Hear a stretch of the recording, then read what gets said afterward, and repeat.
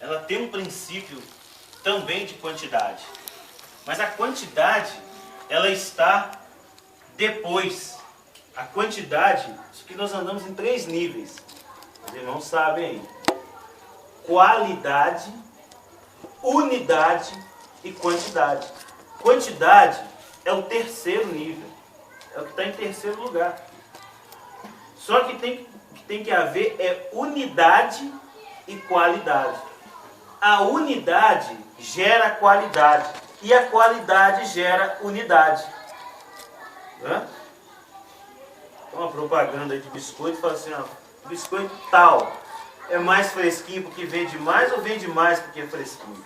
Então a qualidade gera unidade ou a unidade gera qualidade? Os dois. Quando você tem uma vida de qualidade com o teu irmão, de qualidade, quando vocês estão juntos para tocar no outro, para entrar na vida do outro, porque a vida do teu irmão é a tua vida. Nós andamos assim. Quem não quiser, amados, andar no nosso meio, porque nós andamos assim, fica à vontade para não ficar no nosso meio. Mas a Bíblia deixa bem claro que é chorar com os que choram e se alegrar com os que se alegram. Que a vida do Bruno tem muito a ver com a minha vida. Eu tenho que entrar na vida dele. A Bíblia diz isso. A Bíblia diz isso. E vou até mais além. O que me faz, o que de fato faz eu não pecar tanto, é o fato de saber que eu tenho que prestar conta ao meu irmão. É a prestação. Nós vivemos de prestação de conta. Princípio de Deus, amado. Se você vai ter que encarar aquele que tem olhos como chama de fogo, que conhece o teu íntimo, lá em Apocalipse, que vai lá, ó, que esquadrinha, já viu esses lasers? Que esquadrinha toda a pessoa, sabe, pensamento. Você vai estar diante de um Deus, poxa, com olhos como chama de fogo, vai lá no teu interior, iluminando tudo, arrancando tudo que sabe. Você vai ter que estar diante dele. Aí tu teme o homem. Como é que é isso? De prestar conta a um homem?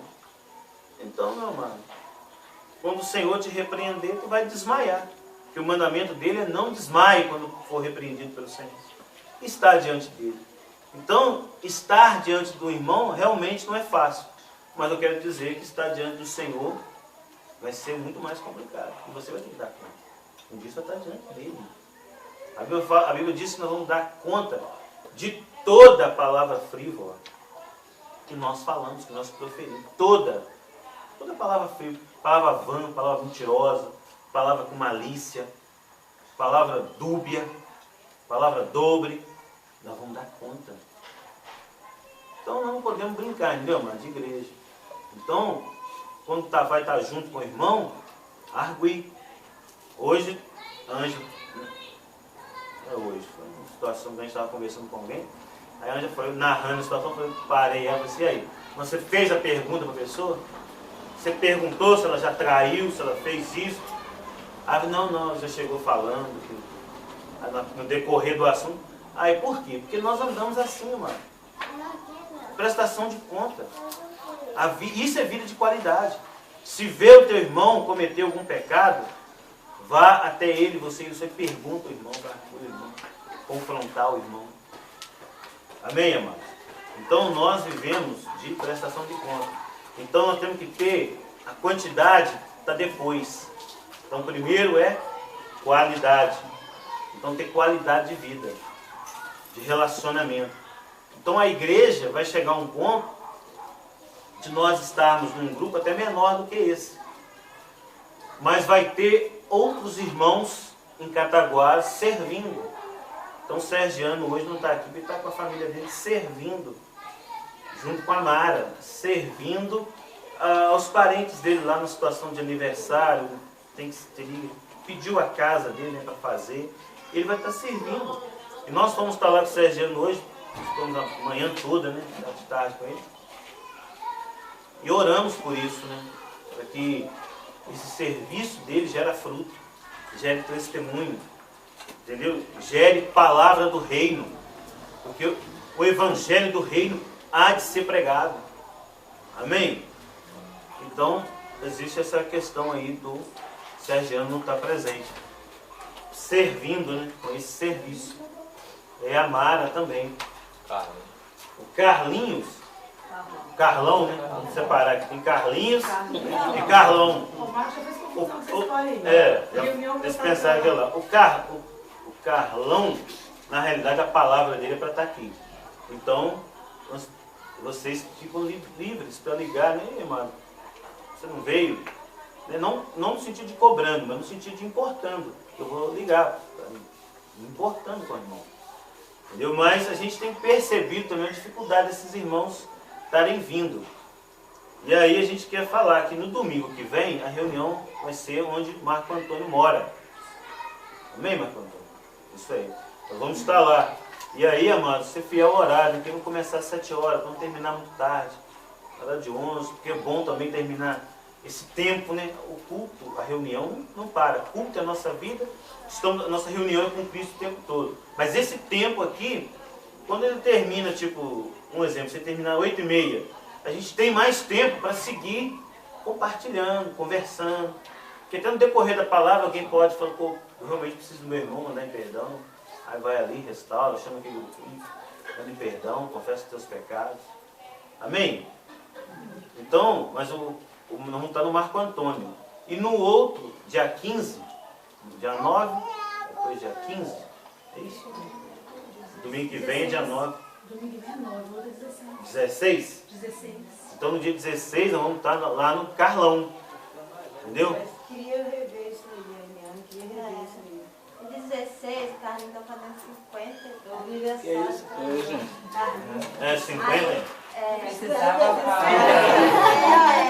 mas todo novo, vamos lá, tu está 52. Eu vi que todo Ah, então não, mas a gente conversa. A gente queria estar reunindo os irmãos aqui de novo. Amém. A gente conversa, mas o que eu queria dizer é o seguinte, é que nós teremos que pegar no pé do Carlão. Entendeu? Pegar no pé do Carlão. Aí a gente ir lá e tá indo lá, entendeu? Os 3 domingos direto, entendeu? Aí nós vamos saber o que está acontecendo de fato. E vocês estarem buscando os irmãos. Entendeu, amado? Buscando. Amém? Em nome de Jesus? Então é isso aí. Alguém tem algo aí para compartilhar? Não, é 50. Isso, cada um, né? Cada 30. E 2. Está bem já. Amados, vamos ler uma palavra aqui? Salmo 133. Salmo 133. Eu só falando uma palavra, que eu saí assim muito no YouTube, mas eu quero estar falando do pouco que eu ouvi. Deus tem falado no meu coração, uma coisa que eu tenho aprendido, né? É que ninguém vai viver com o Senhor aquilo que não viveu aqui. Amém. Porque tem até uma canção que fala que o céu é aqui se Jesus está, né? Então o céu é onde Jesus está. Se Jesus está presente, eu estou no céu. Estou vivendo o céu aqui, ainda que com lutas, com dores, com problemas, mas eu estou vivendo o céu no meu interior, porque Jesus está ainda. E eu ouvi quando o Marcos estava falando sobre a questão de fato a gente está tratando o irmão, se você vai estar diante de Deus, um Deus que é justo, que tem uma outra medida, e a gente tem meu irmão, que é como nós, né, pecadores. Então, se eu tenho o meu irmão, se eu não abro minha vida para ele, como é que eu vou estar diante do Senhor? Que me conhece. Se eu não confio no meu irmão, que é também pecador como eu, que vai ter uma palavra talvez até mais branda do que é do meu Deus, né? Do meu Senhor. Então, isso que me veio assim completar, que a nossa vida aqui é um preparatório para viver com o Senhor uma eternidade, né? Isso que eu tenho aprendido, que a gente vive aqui uma preparação, é um tempo preparatório. Isso aí é interessante que a gente não teme a Deus porque ele está vendo, isso é falta de fé. Um homem como vê, aí teme.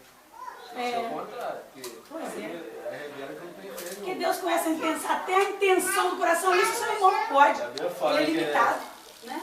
Sem fé é possível agradar. Às vezes a gente acha que está agradando, mas quando tem uma situação que está temendo um homem, revela que não agrada, porque a Deus que não está vendo. Por que não? Então, eu me lembro uma mensagem do Franco, ele fala assim, que foi para a capacitação um casal que estavam discutindo. Aí, quando o Franco chegou, né, mano? A capacitação do Franco relata. Quando o Franco chegou na casa, parece que o filho falou assim, estavam brigando. Agora, quer dizer, quando o Franco chegou, não. Quando o Franco chegou, o casal estava lá, impecável, né? Eles estavam quebrando o pau antes do Franco chegar. O que aconteceu? Aí o Franco falou assim, ué, não pararam porque eu cheguei? Mas Deus estava aqui o tempo todo. E aí? Né? Por que vocês pararam porque eu cheguei? Deus estava aqui o tempo todo com vocês. Né? Então isso é muito sério. Isso é muito sério. E por isso que a Bíblia nos compara, né? O Senhor mesmo nos compara com o corpo. Se nós somos um corpo, sempre a gente quando olha para a questão igreja como corpo, você fica imaginando, ninguém vê um braço sozinho por aí, ninguém vê um pé sozinho por aí, ninguém vê uma mão sozinha por aí, ninguém vê, isso não existe. Portanto, é tão sério que a igreja é comparada ao corpo. Corpo é o quê? Unido, bem ajustado, todas as juntas, né? Ligaduras, assim que diz a palavra. Então isso é pra gente meditar, sabe? Não tem meditar sobre isso. Eu preciso do meu irmão e conto com ele, porque a nossa vida seja cada dia mais purificada, né? Mais santificada, buscando mais o Senhor. Porque cada membro do corpo é necessário para todo o conjunto do corpo. Eu preciso dos braços para vestir uma roupa, para limpar o ouvido, para lavar o pé. Eu preciso de tudo. Né? É isso que a gente está falando. Amados, Salmo 133. Salmo 133. Alguém lê aí bem alto. Oh, como é bom e agradável viverem unidos os irmãos. É como óleo precioso sobre a cabeça, o qual desce para a barba de Arão, e desce para a gola de suas vestes. É como o orvalho do Hermon, que desce sobre os montes de Sião. Ali ordena o Senhor a sua bênção e a vida para sempre. Aleluia. Um outro lê bem alto aí. Entendeu o quê? Isso. Como é bom e agradável quando os irmãos vivem em união. Essa união é como óleo perfumado derramado sobre a cabeça de Arão, escorrendo pela barba, até a bainha da roupa do grande sacerdote. Essa união perfeita é como o orvalho que cai sobre o monte Hermon e desce sobre os montes de Sião. O Senhor derrama ali suas bênçãos e dá vida eterna. Amém. Amados, existe um princípio bíblico. Ô, Eva, vamos parar aí com essa brincadeira aí, minha querida. Vai lá pra trás, tá com o irmão lá. Vai.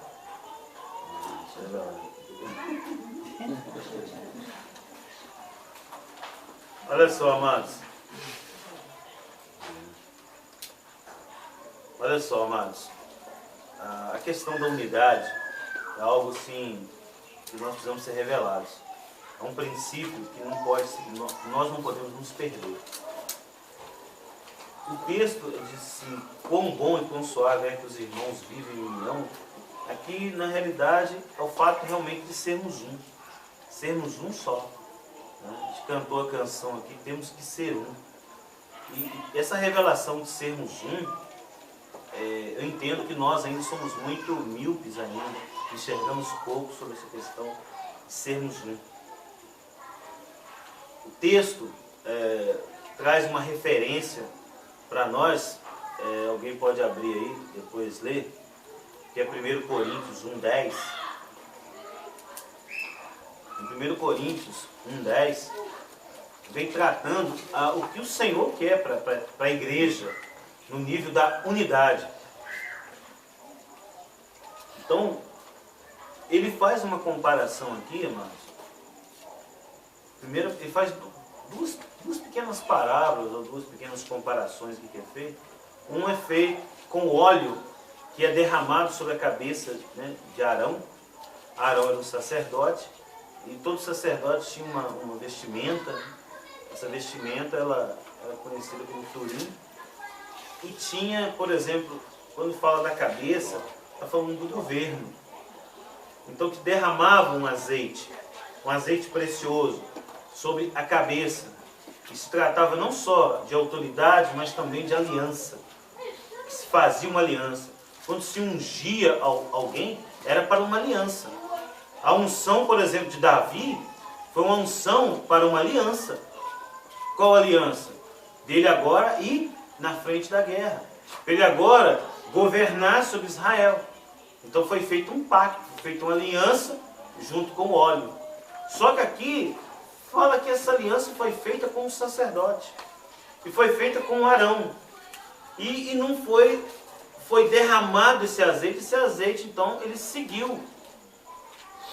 Para quê? Para a orla, seria onde encaixa o pescoço, aqui, a boca, né?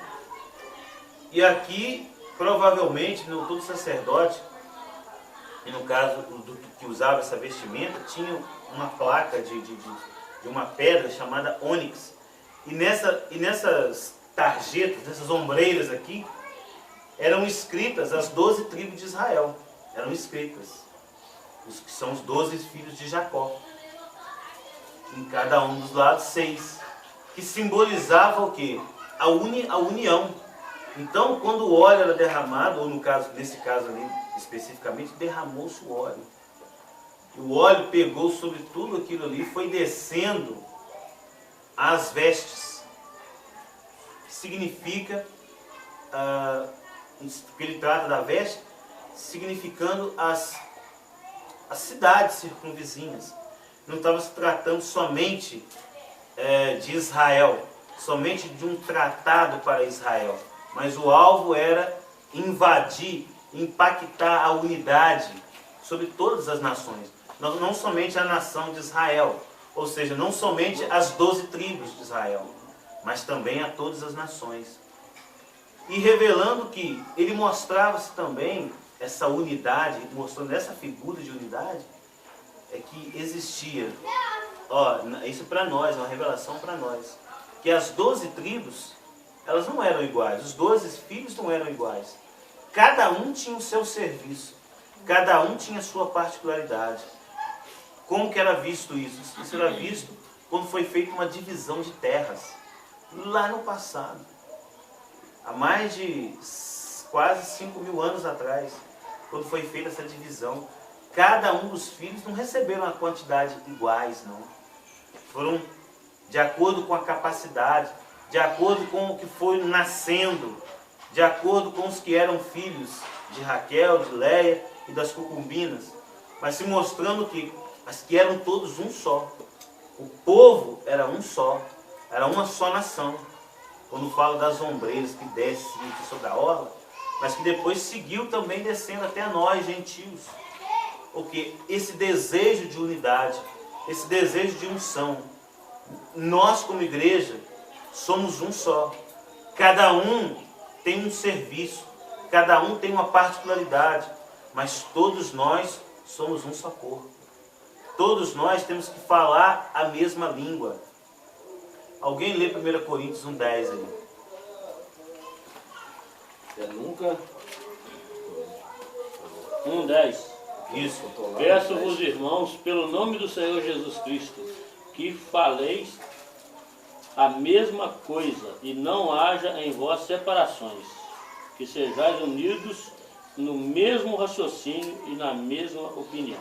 Oh, aleluia. Amém, irmãos? Vê o que ele está falando? E é interessante notar que o contexto aí ele está tratando de 3 personagens.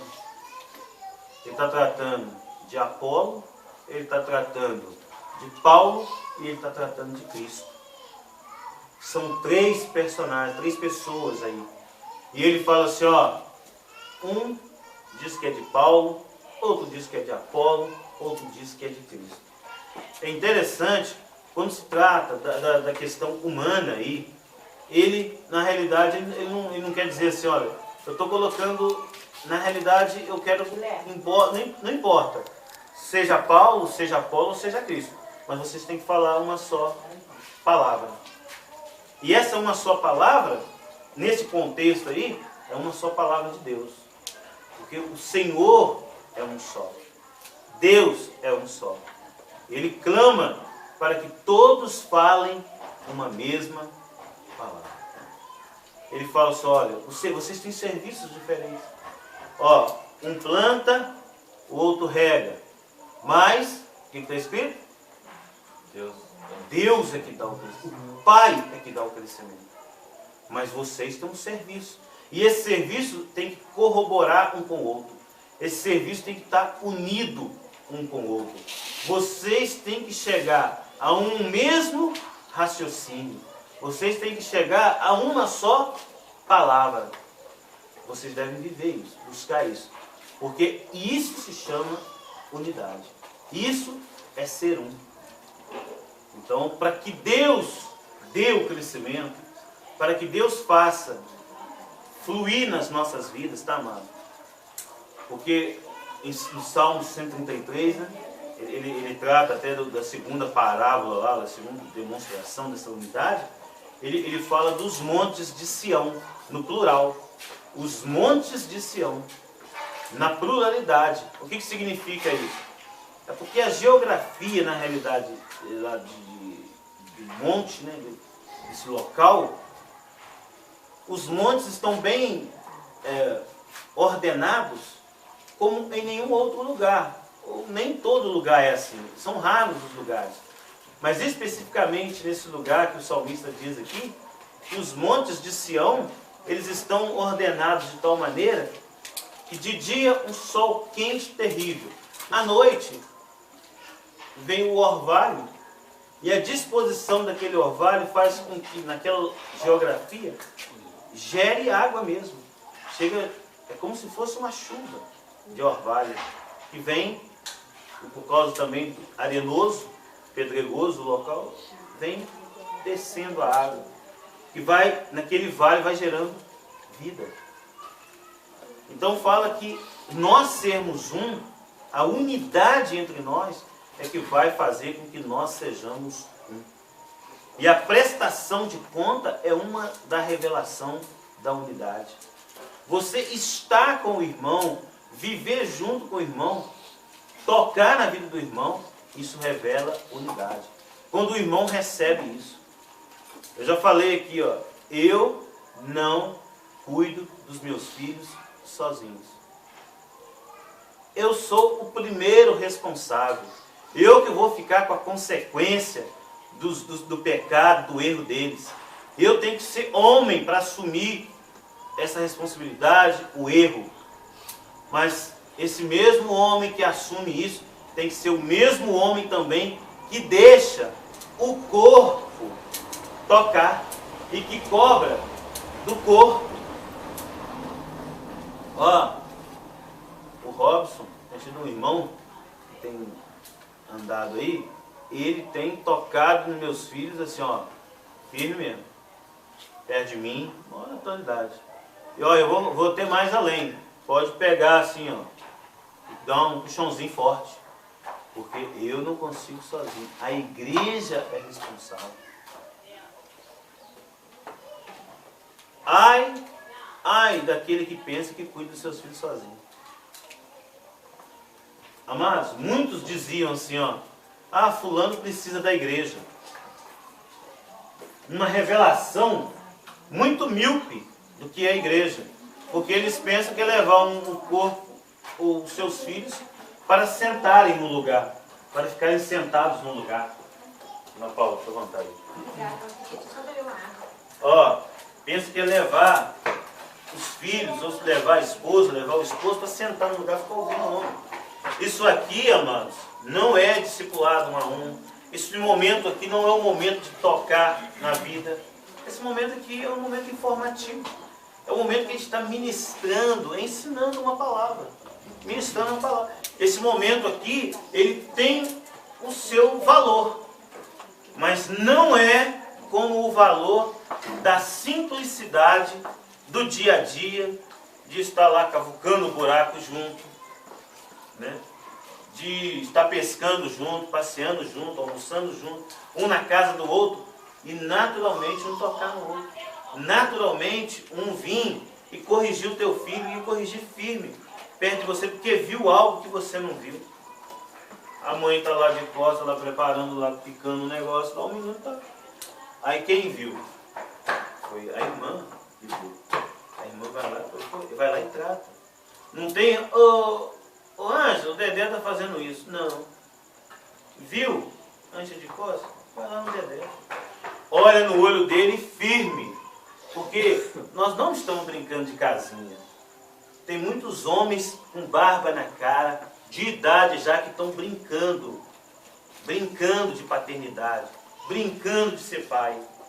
E a vida, amados, não é brincadeira. Conversava com Paulo Torres sobre a característica dessa igreja. Que cada igreja, amados, a igreja local, né? Então a igreja em Cataguases, hoje nós aqui em Cataguases, nós temos uma particularidade, amados. O filho mais velho aqui, né, no caso, é o Gustavo. Louva a Deus quando aí que ouviu, porque eu falei quando aí pegar firme mesmo. Pegar firme, ser duro, eu não tenho outro caminho. Quando o reino chegou, já estava mais durinho. Para quebrar, dobrar é mais difícil. Aí depois tem a Narinha aí, que a mamãe está ajudando, o Carlinhos chegando para ajudar. Mas tirando esses dois, os outros já chegaram mais novinhos. Chegaram mais novinhos. Tem o Carlão também. Entendeu? Tem tem os meninos do Carlão, mas é aquela questão... precisam de tratamento, precisa ser firme. Mas existe uma característica da maioria. A maioria aqui são amigos. Ó, o Odaí, mais de 20 anos. O Jim, mais de 20 anos também, né, Jim? Padrinho, Daniel, quanto tempo? Robson, os irmãos, um mais novo aí, um é o Luiz aí. Marco, quanto tempo da cidade, somos vizinhos, quanto tempo juntos. Somos amigos, a igreja nova. Então tem uma característica, mano, que nós podemos botar fogo nessa cidade. Por quê? Por causa da vida, de ser sérios um com o outro, no tratamento. A maioria nasceu aqui no reino de Deus, irmão. Ouvindo sobre disciplina, sobre tocar, responsabilidade com os filhos da igreja. Por isso tem que tocar na vida. Amém, amado? Tem que tocar. A gente vive aqui debaixo de conselho. Por quê? Porque somos um. É nessa unidade que gera vida para sempre. E eu vou falar com vocês me cobram. No dia que um casal viver uma vida na igreja, independente, na igreja em qualquer lugar, qualquer denominação aí, tá, mano? Assembleia de Deus, entre nós, fora de nós, qualquer casal que viver a vida dele independente e der certinho, bonitinho, gerar filhos obedientes, esposa e esposo nunca brigarem, estando cheio de amor e viver uma vida egoísta, separada para si, escondida, sem ter essa invasão de qualquer um abrir sua geladeira lá. Ainda bem que eu vou falar, ô Carlinhos, mas que está vivendo na casa do outro, na vida do outro, porque quem olha, mano, pensa que isso é uma bagunça. Quem olha pensa que isso é bagunça. Sabia disso? Como é que vive isso? Como é que esse pessoal na casa do outro, como é que vai estar na casa do irmão todo dia? Como é que é esse relacionamento? A pessoa não entende. Mas é como você olhar para uma floresta bem fechada, nativa. Vai ver como é que... Lá tem vida. Agora, quando o homem bota a mão para fazer, é palmo em palmo, 2 em 2 metros, quadradinho para lá e para cá, os paus retinhos. Mas vai ver se ele tem vida. Pode deixar ali, vai ver se ele tem vida. Se aparecer algum bicho, porque vem de outra mata fechada. Que a vida é gerada onde tem aqueles pau tortos, capim, pau fino com pau grosso, pau... Aquilo aparentemente é aquela bagunça, mas é ali do jardim que tem vida. A igreja também é assim. A igreja é assim. Se nós não compreendermos que temos que tocar um no outro, e que a vida de um com o outro, ela pertence ao outro, isso não vai gerar vida. Amém, amados? Amém, amados?